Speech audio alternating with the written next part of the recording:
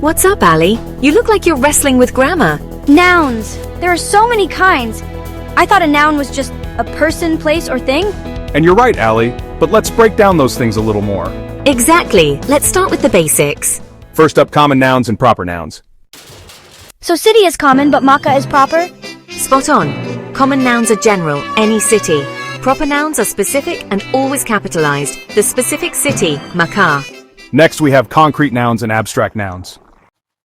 Okay, table I get, I can touch it. But adhan, I can hear that but not touch it. Good observation. Concrete nouns are things you can perceive with your five senses: see, hear, smell, taste, or touch. Adhan fits because you can hear it. And iman, that's abstract because I can't touch or see it, right? Exactly. Abstract nouns represent ideas, qualities, or concepts that aren't physical. Almost there, let's talk about collective nouns. This one sounds interesting. They name a group of people, animals, or things as a single unit.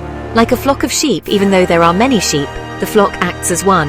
So, a congregation of worshippers? Perfect example. And finally, countable nouns and uncountable nouns. This sounds self-explanatory? Wow, that makes so much more sense now. Thanks, Fatima. S2. Media group. Students exchanging thank yous and smiling, friendly conversation between two students at desks at stock at distribute underscore equally. Mostly, countable nouns can be counted individually, like 3 dates. Uncountable nouns can't be counted as separate items, like milk. You don't say 2 milks, you say some milk or 2 cartons of milk. No problem, Ali. Nouns are the building blocks of sentences. Once you know them, grammar gets a lot easier. And there you have it, a quick look at the wonderful world of nouns. Keep practicing, and you'll be a noun pro in no time.